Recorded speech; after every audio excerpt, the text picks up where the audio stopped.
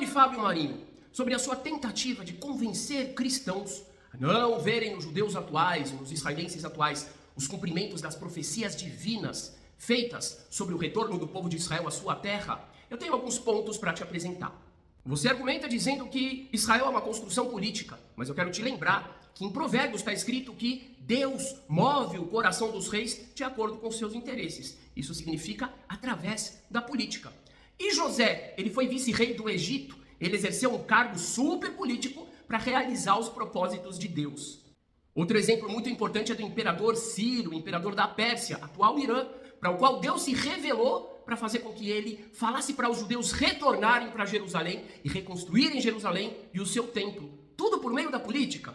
Segundo, a imperfeição humana não anula a escolha divina. Você afirma que esse não é o Israel bíblico, mas a Torá, a Bíblia, afirma justamente o contrário. Em Deuteronômio 7, Deus afirma que não escolheu Israel por ser um povo numeroso ou por ser um povo super justo e perfeito, mas por amor aos patriarcas. E qual exemplo é melhor do que o próprio rei Davi, que apesar de ter mandado matar Urias, foi chamado de homem de acordo com o coração de Deus.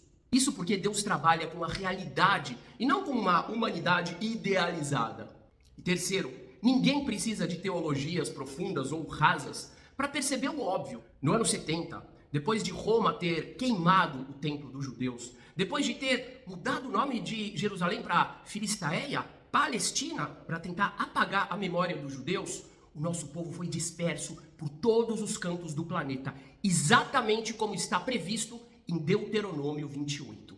E a partir de então, durante milênios, se cumpriu aquilo que está em Deuteronômio 28:65 e em toda a Torá sobre como que seria difícil e pesado o exílio do povo judeu. E mesmo assim, Deus nunca nos abandonou, como está escrito em Levítico. E o ápice de todo esse sofrimento se deu durante a Segunda Guerra Mundial, quando o povo de Israel estava em uma situação que só pode ser descrita como aparece em Ezequiel 37, o Vale dos Ossos Secos. E é então que 3 anos depois, os judeus saem do Vale dos Ossos Secos, exatamente como está profetizado em Ezequiel, aonde o Eterno diz: eu vos tirarei de vossa sepultura e trarei vocês de volta para a terra que dei para os vossos ancestrais. E naquele mesmo ano, os judeus são atacados por uma coligação de 7 países árabes. Nem Estados Unidos, nem Inglaterra, nem ninguém ajudou Israel em 48. E o que se esperava é que os árabes iam jogar os sobreviventes judeus no mar. E se essa vitória daqueles judeus não é um milagre, eu não sei o que você vê como um milagre.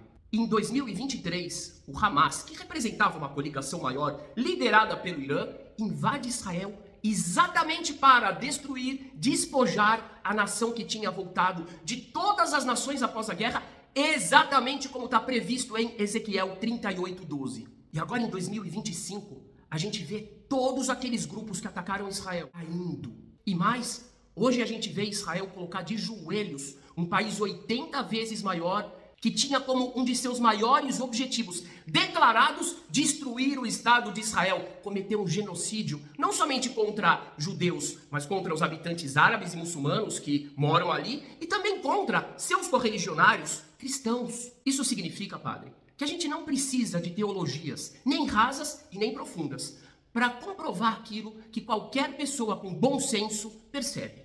Todas as profecias bíblicas referentes ao retorno dos descendentes de Abraão, Isaque e Jacó, a terra prometida, estão se cumprindo com o povo judeu, com o povo de Israel atualmente. E sobre a tua fala de que Jesus estaria chorando em Gaza, eu pergunto, será que ele não estaria chorando com a hipocrisia daqueles que se dizem cristãos, mas não abrem a boca para falar sobre os cristãos degolados em Angola, semanalmente às dezenas? Sobre os cristãos degolados na Síria, sobre as dezenas de milhões de mulheres que vivem um apartheid de gênero, sobre o regime do Talibã e sobre o regime do Irã.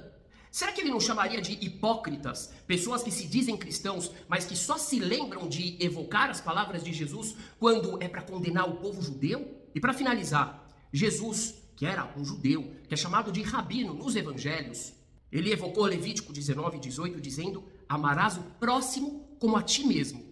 E ele também criticou aqueles que dizem: ame o próximo e odeie o distante.